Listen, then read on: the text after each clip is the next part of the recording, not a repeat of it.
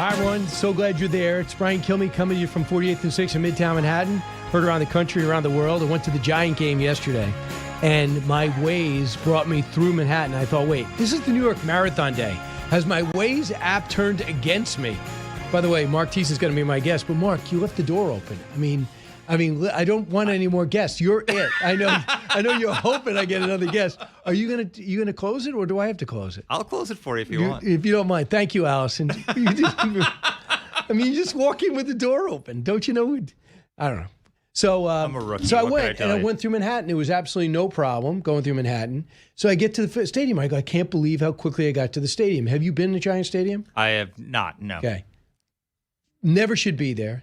Huge mistake. It was built on a swamp on a bet. Oh no, wait! I went to the Rangers-Islanders game there when they played the outdoor game. Yes. Oh really? I have been there. Yeah. Okay, so there was no problem with crowds. Yeah. All 49er fans. Yeah. All 49er fans. Right. Yeah. So it was 77,000, whatever. They're a really good team, and I do believe the Giants are on the right track. But these people take up the parking. There's no parking spot, so I have gold parking. It doesn't matter. There's no gold parking, but the guy lets me go in anyway, so I can see for myself. I didn't ask to see for myself. Just tell me you have no parking. You know why there was no parking? Why? Because they set up their Bunsen burners and their little grills in spots. It's called tailgating. Right. Put it next to your tailgate, not in another spot. Well, I mean, that's where a car goes, right? And that's where you put coal, right? And if not, they leave it there and they dump it there. So you think to yourself, should I pull over and park there and then have my car explode? Yeah. So this seems to me like a little bit of a Long Island bias against New Jersey. Yes. Okay. Absolutely. Good. I just wanted to make sure I understood what was going on here. No. I mean, these are New York teams. They should never have been in Long Island. It's a debate that should happen in the 70s probably. But I just, it's so hard to get there. It literally took me longer to find a parking spot. I got there at 10:15. I couldn't park into 5 to 11. Can you imagine that? Looking for a spot for an hour? That's insane. Right. Crazy. But I had to say it. Crazy. I don't know why I did. Where would you put the stadium? Oh, I would have put one in New York City. They had it going to be built, but guess what? James Dolan, who owned the Garden, said that would be competition. So he stopped Mike Bloomberg from building the Jet Stadium on the west side.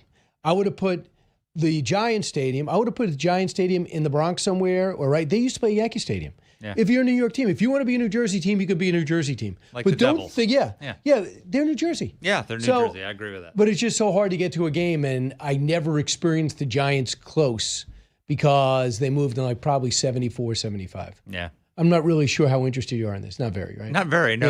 Yeah, But I'm very interested in Madison Square Garden and the future of that because I'm a hockey fan. Let's go to the big three. Number 3.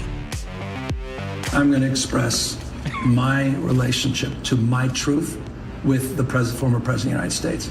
There was nothing to suggest what you just said or others have suggested in terms of my interaction. That's all I can be accountable for. Oh, my goodness. What an interview he had on Meet the Press yesterday. Gavin Newsom, did he say anything that was true? Next. Number 2. And I know some of you are out there scared of the idea of a young socialist Muslim mayor, so allow me to put you at ease by smiling after every answer in a way that physically hurts my face. That is the SNL, the old SNL, but it was actually a new one, where they actually insulted everybody at once. Those are the good old days. Election year eve. 2 governor's races and 1 mayor's race in solid blue areas, but could upsets be brewing? We'll talk to Marc Thiessen about that. Number 1. You have helped end these government shutdowns in the past when they came about, and you did it by bringing. I'm very good at it, you but I'm brought not going to do it by. I'm not going to do it by extortion. I'm not going to do it by being extorted by the Democrats who have lost their way. Shutdown week 6, 34 days, and it's a new record. It's a record nobody wanted to break. Disruption everywhere. Millions without paychecks. Flights grounded. SNAP benefits dry up. Republicans refuse to give in to the extortion, as you just heard. But what are we going to see after Election Day? I sense a deal. Marc, what do you sense? I sense that they're going to have to cave because the pain is about to start. The Democrats. Yeah, so think about this. The government shutdown happens, and nobody feels it for a while because the government's still running on fumes, right? They've still got some money that's going out. The paychecks are still being issued, and now the fumes are running out. And the money's running out, and all of a sudden people are going to go without paychecks. You're going to start seeing air traffic controllers not showing up for work because they've got to figure out a way to feed their families, so they can't show up for work and not get paid, so they can go find another job. And then paychecks are not coming. So you got Thanksgiving coming in a few weeks. If people can't, if your grandma and your kid can't come for Thanksgiving and your kids can't fly in from college for Thanksgiving because the Democrats have shut down the government and there are no air traffic controllers, and oh, by the way, you can't afford a turkey because you missed 3 paychecks and you're dipping into your savings, that's going to be a lot of pain, and it's going to be the Democrats' fault. They say 34% of the country right now, estimated, is affected by the shutdown. 1.4 million federal workers are going without pay. But when they did a poll on CBS and ABC, 45% blame the GOP, 33% blame the Dems in the ABC poll. In the CBS poll, it is basically the same breakdown. 42% blame the Dems, 52% blame the GOP. I don't know. I don't understand. When they were in the minority and the Tea Party did this, the Republicans were being blamed. Now we have the Democrats do this in the minority, and Republicans still get blamed. Yeah, but it's still early. I mean, this has just started. People haven't started feeling the pain. They haven't been focused on it. They've been going about their lives normally. Now that it starts affecting you, you're going to start saying, why are we shut down again? And then they're going to see that, well, the Republicans want to fund the entire government at Biden spending levels and continuing resolution without any cuts in spending. And the Democrats are demanding $500 billion almost in COVID subsidies to be extended. I don't think that's sustainable for the Democrats. And one of the rules of shutdowns is the people shutting down the government tend to lose. Senator John Fetterman is a little different from other Democrats. He's a very common sense guy. He proved it over the weekend. Here's his take on who's to blame. Cut 4. Well, I mean, for me, fundamentally, I'm deeply distressing to know that 42 million Americans are going to lose their SNAP benefits. And now that's one of the big reasons why I refuse to shutting our government down. And again, I feel like the Democrats really need to own the shutdown. I mean, we're shutting it down. I know why they claim, because they want to address the tax credits, and I fully support that. I voted for all of their RCRs, every single time, and I refuse to put 42 million Americans in the kinds of food insecurity. Now, this is all is solved by just reopen our government, and the people are now paid. Sounds like Speaker Johnson. God bless John Fetterman. I mean, he's I disagree with him on a lot of stuff, but he is so honest and straightforward, and whatever he's saying, he believes out of conviction. And God bless him for being able to speak out against his own party. What they're doing is unsustainable. And on top of that, one of the thing that's very important to understand. They're not doing this the Democrats want to paint this as the Republicans are trying to dismantle Obamacare. None of this is about Obamacare. Nothing that is in this law is affecting what's in the Obamacare law. It's the American Rescue Plan subsidies that Joe Biden passed during the COVID pandemic. Because what was happening was the one that Larry Summers says was ill-advised. Yes, exactly, and other Democratic economists as well. What was happening? The government was shutting the country down. People were losing their jobs, and so they were losing their employer health care. And so what they did was they lifted the caps on income tax on COVID, on subsidies for health care, so you could get Obamacare to carry you through during the pandemic. Well, the pandemic ended in 2023. And so the subsidies, and so instead of letting the subsidies expire, they extended them for a few years, then they extended them again. The Democrats set this deadline for the expiration of these subsidies when they had unified control of government and could have passed whatever the hell they wanted. But they didn't want to take responsibility for $400 billion in spending. So they set this deadline. And now they want Donald Trump, when the Republicans have unified control of government, to extend COVID spending. But you know what their theory is? COVID spending. Listen, Mark, I totally agree with you. But you know what their strategy is now that when people see their deductibles, their rates are going to go up for the upcoming year. They're getting it now. They're going to go, who do we blame? Oh, blame Republicans. For people who don't live this like us, do you see that might be an effective strategy? Well, first of all, if you look at my colleagues at the American Enterprise Institute point out that these subsidies actually increase premiums. Because they fuel the rise in insurance premiums. Company. I hear you. I'm going to raise my rates. Yeah, I mean it's sort of like the college loans increase tuition costs because you're subsidizing the ability of the colleges to hike their tuition through these loans that they're really just they don't expect that they'll ever get repaid, but the colleges are sucking up the money. It's the same thing with the healthcare subsidies. Do you think Republicans should start working on a healthcare plan? Sure. Why not? I mean, the Obamacare is a disaster. We're now seeing that. I mean, so the problem is Obamacare can't work unless it has the COVID subsidies to sustain it. So yes, we need an alternative to health. We should not, under any circumstances, be extending these subsidies. We should not be. I mean, these subsidies allow people with six-figure incomes to get subsidies. Why should taxpayers be subsidizing people with six-figure incomes for their health care? I'm, you know what? I know you're doing that rhetorically, but please don't expect me to explain that.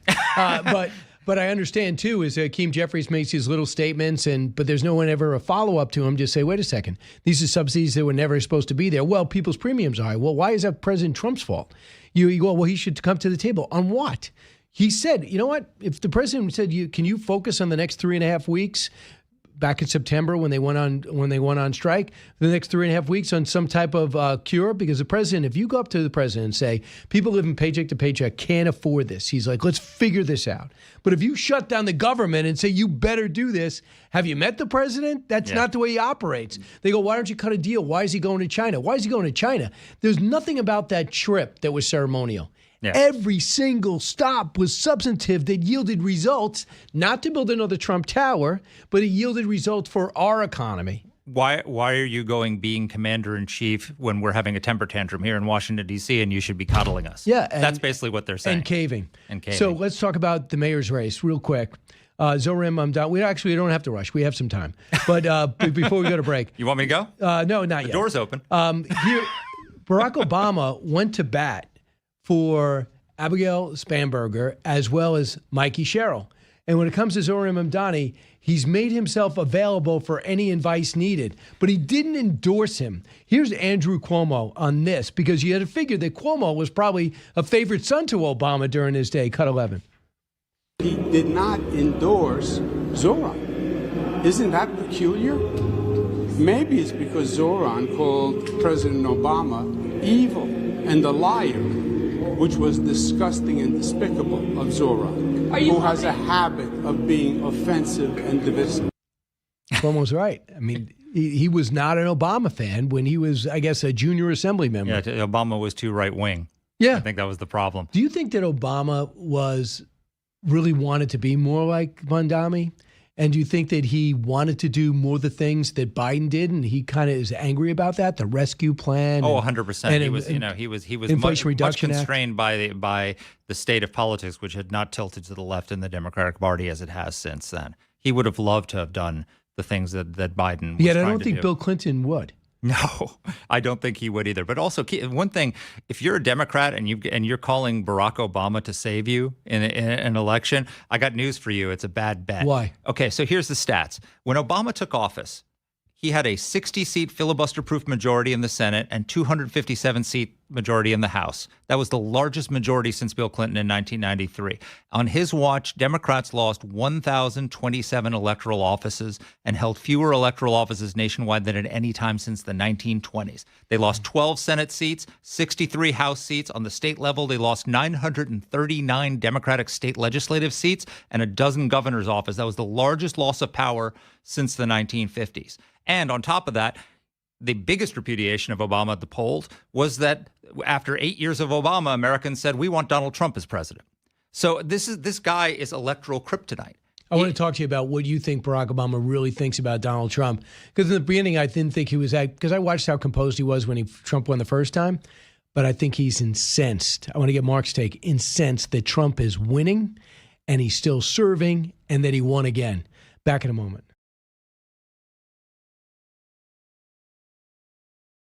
They put on a big show of deporting people and targeting transgender folks. They never miss a chance to scapegoat minorities and DEI for every problem under the sun. You got a flat tire? DEI. Wife mad at you? DEI. What they have not devoted energy to is helping you. So, Marc, I can't believe he brought up the transgender issue, and I can't believe he brought DEI, because experienced politicians wouldn't touch those because they hurt them so much during the last election 1 year ago today. Yes. Most people go, DEI screwed me out of something, and I am so relieved that we can get out of that political correctness in DEI, which hurt so many causes and companies. Yeah, they're sort of like the Japanese soldiers on the island that doesn't know the war is over, right? And that they've lost. right? I mean, DEI, during the last election, the fever broke in this country when it comes to DEI, when it comes to transgender stuff. And the most effective ad, not only in that campaign, but possibly in the history of presidential politics, was the ad at the end of the campaign when Donald Trump's campaign said, "She's for they, them, he's for you." That summarized exactly how the American people felt about this. It moved numbers, and they're still behind the curve. The other thing that can't be overstated is Bill Gates coming out last week saying that, you know what, the world is not going to end because of greenhouse gases. And it's not. After spending billions telling us it would. Yes, spending billions, and Al Gore making billions and swearing the world was supposed to end by now. And, you know, Greta, I almost said Van Susteren, Greta, whatever her name is. Thunberg. Her too. Yeah. Thunberg. She comes out. These people made a living. That was a religion. So if you have been brought up, like, you know, I don't know, you know, is it a science? It's settled. How dare you? Of course it's settled science. Paris Accord. How dare you pull out of that? Now people are like, how dare you go into that? And guess who's blowing it? China and Russia. They're not even subscribing to it. There's a responsibility with the environment, and then there's changing your economy about a theory on the environment. So here's the thing: that climate change is happening, as Gates said, and it's not going to bring the end of the world. It's a problem. It's a problem that we have to address. And so how do you address it? You can't stop climate change from happening. Even the most aggressive policies wouldn't actually stop the planet from warming. They would just slow its warming, right? So do you destroy your economy, destroy your way of life, stop the ability for poor people to rise up and have better lives in order to do something impossible, or do you spend your energy on adaptation, right? You know what you do? You vent corks for cows to stop farting, right? I mean, that's what they're worried about that. No more beef because we don't want cows. Stop the cows. So, for example, if you look at the map of the Netherlands, if there were no dikes and levees, 3/4 of the country would be underwater, submerged, right? Right. Dikes and levees work. Right. They're cheap, they're inexpensive, and they work. So if you're going to have the solution to a rising ocean is more dikes and levees. We actually know how to solve this problem. There are more people who die from cold than from heat. Right. And that's what he said. He says the cold is a bigger problem. Yeah, exactly. So, you know, I mean, air conditioning is cheap. It's very simple. I mean, there are people who live in Arizona when it's 125 degrees and they just stay inside in the air conditioning and they're fine. You can address and mitigate the effects. Do you realize if they were serious about this effort, they wouldn't have made it a you against me fight? They would have just said, let's work on these things, present their arguments, prevent it, tell me why an electric car is better, let it beat me on the road instead of beat me over the head with it. Yeah, I really like that slogan. I just put that on bumper sticker, yeah. Do you know anyone in the bumper sticker business? Yeah, I think you can actually design them online yourself right now. Great.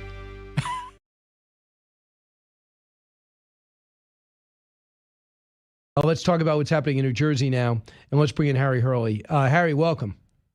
Brian, great to be here. Hey, Harry, first off, are people in New Jersey worried about this shutdown? Is it beginning to affect a lot of people you know in Atlantic City?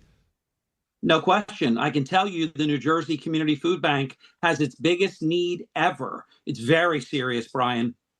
So the SNAP benefits. Number one, I was stunned to see 1 in 8 people in America get SNAP benefits. Yeah. You know, do you know that expanded 40% during the Biden years? Not surprised. That's stunning. So when we look at that and flight delays, I saw Newark Airport about something like 120 flight delays and over 50 cancellations.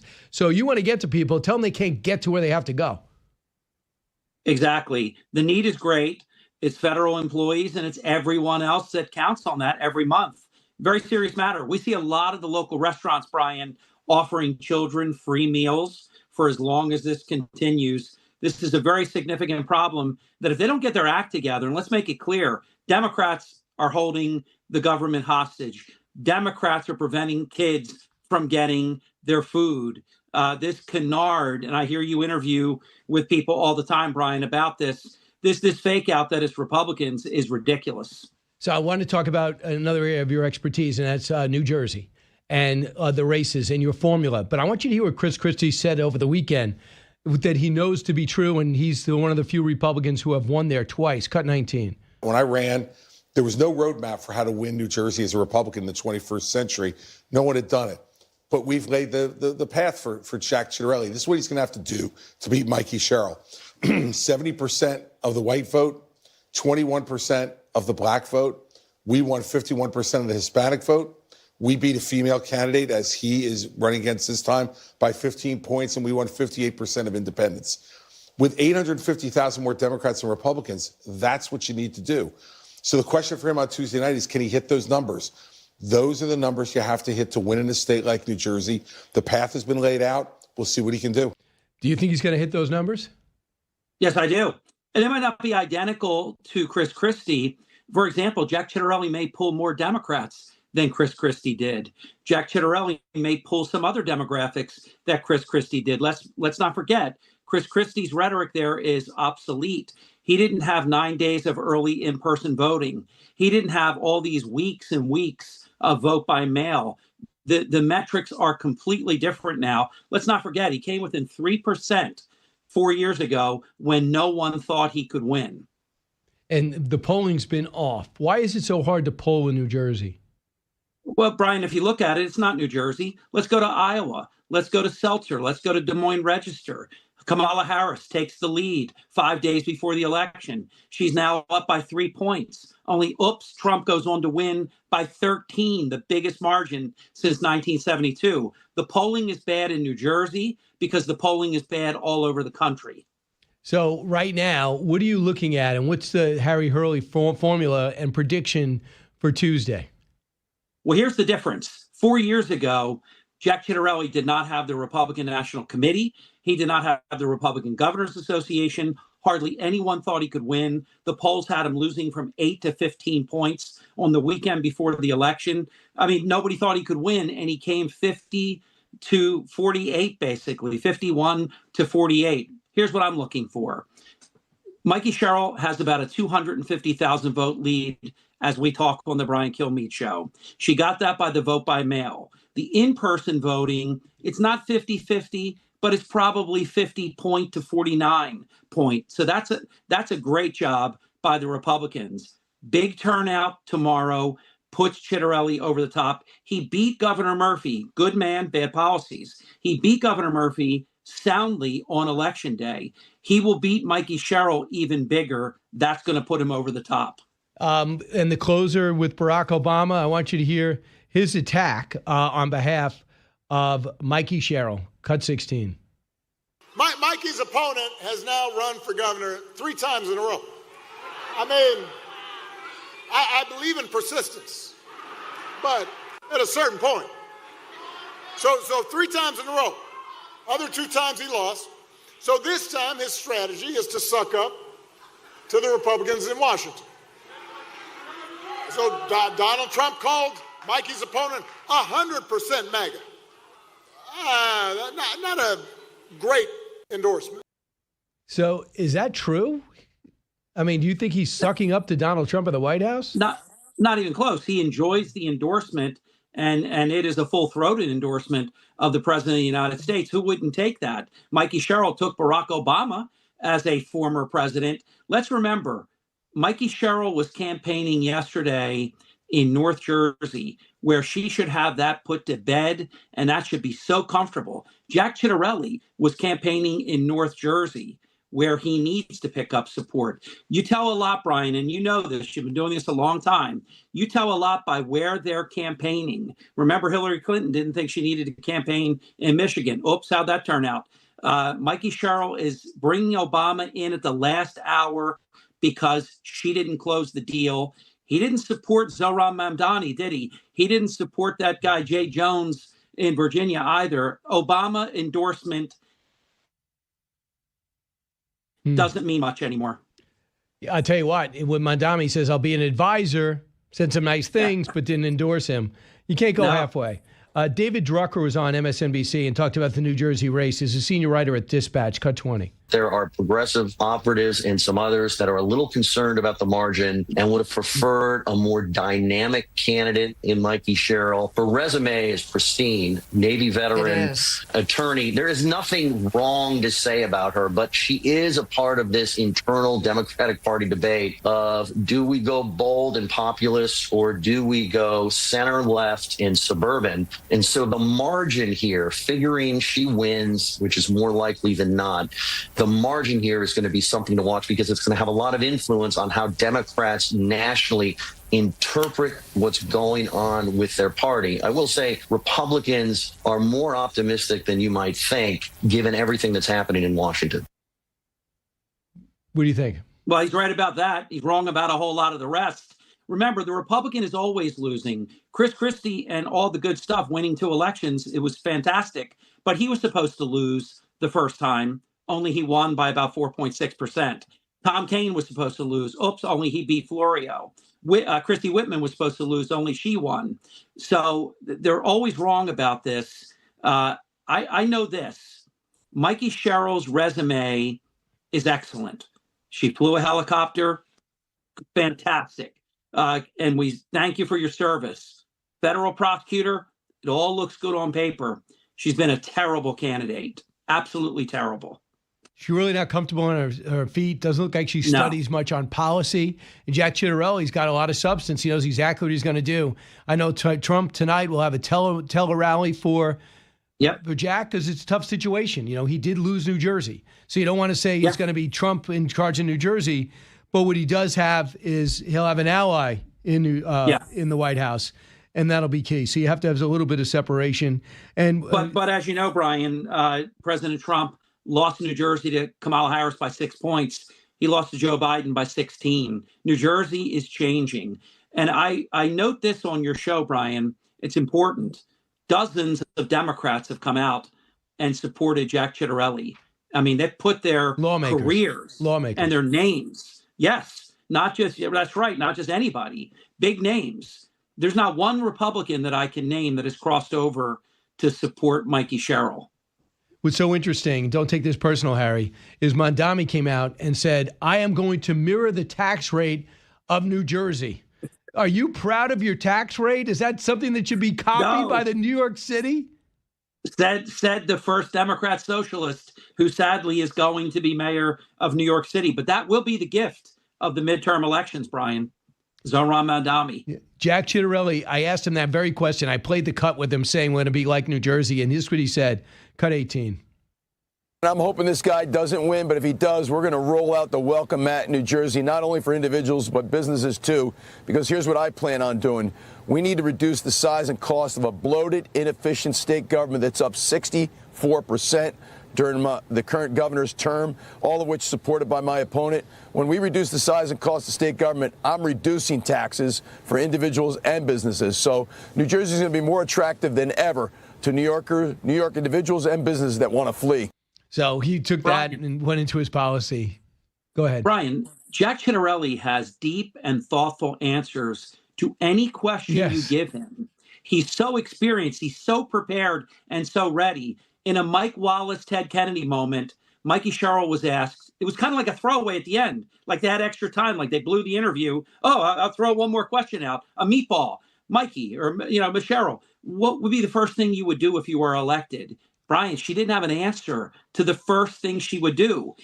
You had Ciattarelli, I'm going to lower taxes. I'm going to get us out of Reggie. I'm going to make our energy bills lower. He could go on and on and on. You'd have to stop him. She said, I have so many things going through my head. It's a really good question. I can't think of one answer because she didn't have an answer. Absolutely. And final thought, Harry Hurley, New Jerseyan for life, WPG talk radio host. Your prediction is? My prediction is, and I'm the one that said that Chris Christie would beat John Corzine by between 4 and 5 points, and he won by 4.6. Jack Ciattarelli, book it on the Brian Kilmeade Show, will be the next governor of New Jersey. All right, Harry, you're on the record. We're taping it. Allison, you're taping this, right? Okay, good. Harry, thanks so much. Have a great show yourself, and finish up the week strong. It's going to be an exciting 48 hours.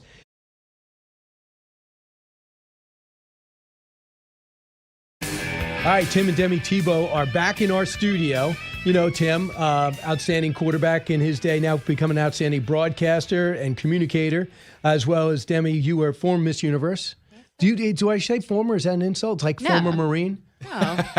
Former's great. Right, that's great. That is great. I would definitely put that first in my resume. Is that up top? But now you have... Well, mom's up top now. Oh, that's true. Congratulations on that. Thank you. So how old is your daughter? 3.5 months. Yeah. 3.5 months. We're right in the thick of the 4-month. I'm going to call it a sleep progression, not regression, because she's developing, but right in the thick of that right now. What's it been like for you guys? What's the biggest change?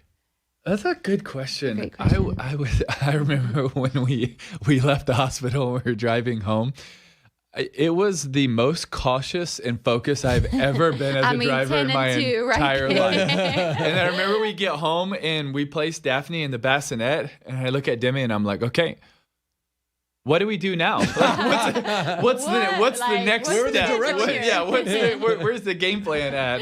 What's the schedule? I think one of the things that really has hit me is the responsibility you feel. Like I remember when we get home, I'm thinking, okay, those stairs have to change because she could fall there. Yeah. This cabinet, we got to change because that's too sharp. You can't have the glass there. And you're like, you're thinking and planning ahead for possible obstacles or adversity that she could face. Right. And it's just that level of responsibility, the weight of it, but also the blessing of it. It's so real. It really is. I'll tell you the one other thing from your perspective. Now, like when you travel, all right, I'm going to be away for a couple of days. Now you feel really bad because you want to be home, right? Oh, yeah. And you're asked to travel all the time now. Yes, we're on the road a lot. Thankfully that we get to do a good amount of that together. But good. It's so hard being away, and you feel like when you're away and you come back, you're like, She's changed. Yeah. Like she's grown. She developed. She's doing the tummy time and her head's up, and she can do this and she can grab this, and it's like I wanted to help on that. Yeah, it's true. So you had 2 books out at the same time. I thought it was the same book until it's called Look Again. This is your book, Tim. Recognize Your Worth, Renew Your Hope, Run with Confidence. And Demi, you have Knowing Who You Are Because of Who God Is, 100 Days to Unbreakable Faith. So first off, I guess, Tim, let's start with you. I remember when one of your 2 books ago, you talked about how tough it was to be cut by the Patriots. Yeah. And we look at Tim Tebow, Heisman Trophy winner, national champion, who for #1 pick, and the dramatic things you did with Denver and Broncos. Jets totally screwed you, by the way. I cannot believe they didn't play. But you think you're on the path. You think you're going to get, you made the team. You're about to go to Robert Kraft's house for a picnic. That's right. A backyard party. Good memory, Brian. And he walked up to you and he said, hey, Tim, you're not going to make it. And how tough was that? And we think that your life is so smooth, but that's a killer, right? Well, I think that there's been a lot of setbacks, but I think one of the things that's so important is how you view setbacks. Yes, it's disappointing, and as someone that's a dreamer and trying to live that out, yeah, it's crushing to that dream. But what's so important is you can't because a dream was crushed, you can't let it crush your identity. And you also have to really change your perspective that I really believe if we view things the right way, then we would view setbacks as maybe sometimes the greatest setup in our life.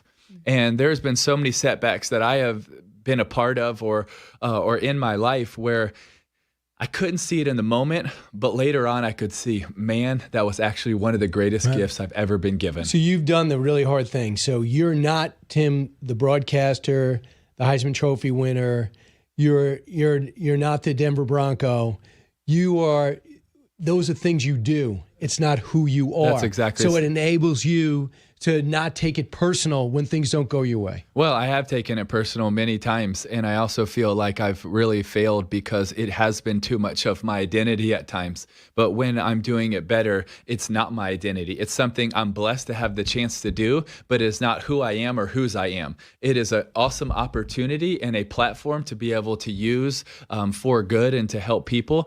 But when so many times when I've fallen short, it's because it was too much a part of my life that it was not just my life, but my identity was focused in it. And when your identity is focused on your circumstances, you are going to have a roller coaster life. It is inevitable. You will have highs and you will have lows, but it's going to be a roller coaster. But when your identity is firm and secure and something that is not movable like God's promises, then your identity can also be firm and secure. So one of the things you guys have in common, you really have deep roots in Christianity. And that's really, Demi, what your book is about, right? That's right.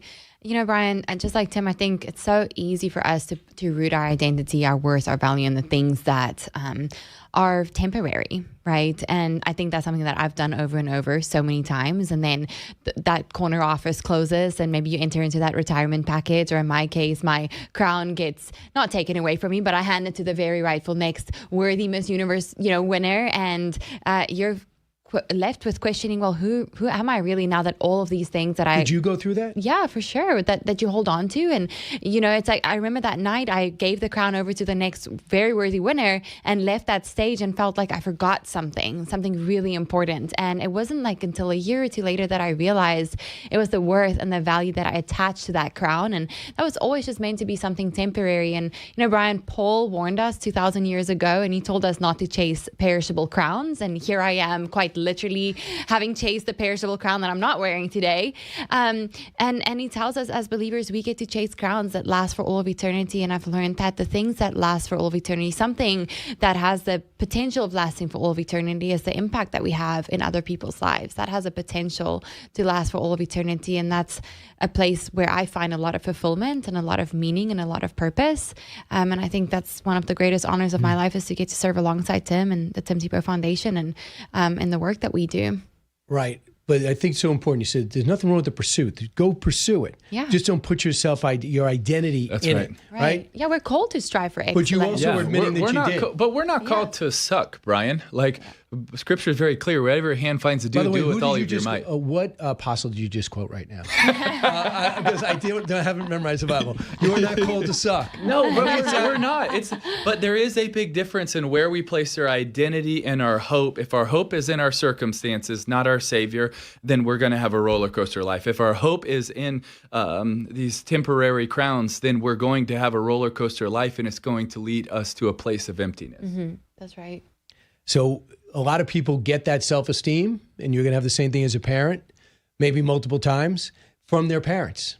So it's very hard for people to understand that. You're not, you're supposed to pursue a goal. You are there. You get that goal. You win the gold medal. And then after you get the gold medal, then what's next? That's right. So you believe, Demi, probably in your book, this is how you find that. If you don't have the parents, you don't have that mentor in your life, you could do it through books like yours. Well, yeah, Brian, being a new mom, being absolutely sleep deprived at this stage, when you don't have a lot of sleep, a lot else goes out the window too, especially feeling like, where's your purpose? Where's your worth? When you're just kind of stuck in that mundane things every single day. And I've had to learn, especially in this season, that it's so important for me to pour into myself truth, biblical truth, every single day, even just those small little deposits. And that's why I wrote a 100-day devotional that's bite-sized pieces that, especially moms and women, every day, you can just spend 5-10 minutes every single day. And yes, I think spending time in the Word and doing our Bible studies is so important, but that's something that I know I can do quickly every day here. And I think those small little deposits end up adding up. Absolutely. Where did you get that sense that the answers were in the Bible and they could be found in religion? Is that because of the way you were brought up? Were you at every church every Sunday? Were you reading, doing blessings before every meal? Yeah, we pray before every meal. That was definitely a big part of growing up. My parents are Christian. I was raised in Christian households. My parents were divorced when I was really young. And I kind of grew up in different denominations, being, in two different households. But always knowing it was important. Excuse me? Always knowing religion was important. Yeah, I think the love that Jesus has for me, and that there's a clear purpose and plan for my life, and that He is my Lord and Savior, was always something that was a part of my life. But things really changed drastically for me in about 11th grade when I decided to accept Him as my personal Lord and Savior. And when I decided to enter into really a personal relationship with Him, instead of just reading scripture, instead of just doing the things that I'm supposed to be doing. What really changed for me was not being focused on all the things that I should or should not be doing, but in the ability to have a personal relationship with God. And here's an excerpt from your book. It said, trusting God isn't always easy, but as we embrace these dark nights of the soul while continuing to believe that He has a purpose for us, our faith gets stronger. If we let them, struggles often lead to us to our greatest growth. Yeah. So that's pretty much what you're saying. Through the struggles, you get stronger. That's right. Mother Teresa, a guy one time came up to her and asked her when she was stuck in this period where she felt like she was experiencing a dark night of the soul where she felt a disconnect from God. Imagine Mother Teresa feeling that, right? I can't even fathom. And this guy came up to her and asked her, hey, can you please pray for me for clarity? And she said, no, because I've never had clarity, but I've had trust. And I will pray that you trust God. And so many times in my life, even, I lost my sister a couple of years ago. My dad just passed away a couple of weeks ago. And those moments kind of rattle your faith, and you have a lot of questions. And I don't think my faith has always been perfect, but I pray that I'll always continue to trust God and trust that He is God and I am not, and that He knows the perfect plan and purpose. Tim, now I know why you married her. I couldn't figure it out until now. Me neither. I know I've never been a kicker, but definitely outkicked my coverage. So. But when did religion start mattering to you? Do you remember? Well, it's something that's our family has been a part of my entire life. Growing up, Bible studies, Sunday morning, Sunday night, Wednesday night, hit a couple Bible studies in between. But really, for me, my parents, my mom and my dad would always say, "Hey, you heard Dad talk about Jesus, or you heard the pastor talk. Do you want to accept Him?" And over again, I would say, "No, I'm good. Until one night, I was lying in my bed and I knew that I wasn't. That I was a sinner and I desperately needed a Savior. How old were you? I was 6 years old. And 6 years old? You felt like you were a sinner? Absolutely. Wow. And I couldn't sleep. I got up to ran and go see my mom, and I said, "Mom, I got to ask Jesus into my heart." And she said, "Okay, let me go get your father." I said, "No, Mom, we don't have time." It was kind of intense then too. Does she remember this? Oh, yeah. And I got down on my knees on the west side of Jacksonville, Florida, and asked Jesus to come into my heart and forgive me. And do you know what's crazy? He did. And I think that's one of the important things when we talk about Christianity. Christianity is not a museum for good people. It is a hospital for the broken. And when we realize that we are broken, but there is a healer, when we realize that we have fallen short, but there is a rescuer, when we realize that we cannot earn it, but there is someone that earned it for us on our behalf in Jesus, it changes everything. Christianity isn't about do's, and it's not about do's and don'ts. It's about done, what Jesus has done, what He finished on the cross for us. And so it's not what we have to do and what we can't do and all of the rules that are put in place. And those are put in place for a lot of good reasons, but that's not the heart of Christianity. The heart of Christianity is Jesus. It is Jesus Christ, that what He has done for us, and that somehow when we put our faith in Him, it counts for us. And now, do we want to do these things and not do others? Of course. But if we measure ourselves up, we will always fall short. But Jesus has never fallen short. And so that the blood of Jesus covers us when we put our faith in Him. And I think that's what's, so important and encouraging, because there's so many people that, like myself, that think, man, I've fallen short. I've messed up. I've had average days and then a lot of sucky days, but I'm no longer defined by my scars. I'm defined by His. Wow. That's right. I'm going to impress you now. You ready? Yes. I remember I took philosophy in college, and I remember they wrote St. Augustine. Wasn't he a big-time sinner? And he was, a guy just doing whatever he wanted, hedonistic, and then he ends up ends up ascending to the Human Being Hall of Fame, which is sainthood. St. Augustine, can you mirror this? Can you build on that story? Well, I think one of St. Augustine's quotes, I believe it was him, was "Every day we share the gospel, every now and then we use words." And I also believe that he had another quote that was something to the extent of, evil isn't something in and of itself, but it is the absence of good, the absence of God. And really meaning when we don't show up and we don't care and we don't make a difference and we don't strive to help people, then we're actually allowing evil to take place. And, it's one of the hearts of look again, of that we would truly look again at our worth, at how God sees us, but then we would value other people so that we would step into the fight in this battle of good versus evil. Brian, when we talk about what's happening around the world, there's 700 plus million people that are malnourished right now. There are 400 million people around the world that will be abused, sexually abused, or exploited this year. There's 50 plus million people that are trapped in human trafficking. Like, when we talk about all of these stats, it's over and over, and I could keep giving you more and more and more. There's 153 million babies, orphaned or abandoned children around the world right now. And people think, well, it's just over there. No. It's happening here in our backyard. We are the #1 buyer of live stream rape of boys and girls around the world. We are right here. We're third worst in the world in the distribution of CSAM, child sexual abuse material. It's China, Russia, U.S. Wow. Like, and so there is so much, and people say, well, is that really my fight? Yes, it is. It's all of our fights to step in and not have apathy, but have passion and compassion for people and step into the fight against good and evil. And I believe that's part of what Augustin's reminding us of. So the answer is yes, you do know a lot about that. The two books are this, two separate books. You got to go order them now. Tomorrow will they open up? Usually it's a Tuesday. Yeah, hers is out and mine's tomorrow. Okay. But I so tomorrow, Tim, you can go pre-order it now. It's called Look Again, Recognize Your Worth, Renew Your Hope, Run with Confidence from Tim Tebow and his wife, Demi. Knowing who you are because of who God is. 100 days to Unbreakable Faith. Every single day you got something else to read. You did all the hard work for everybody, right? That's right. And there's so many places to make it applicable, make it practical for your life. Mm-hmm.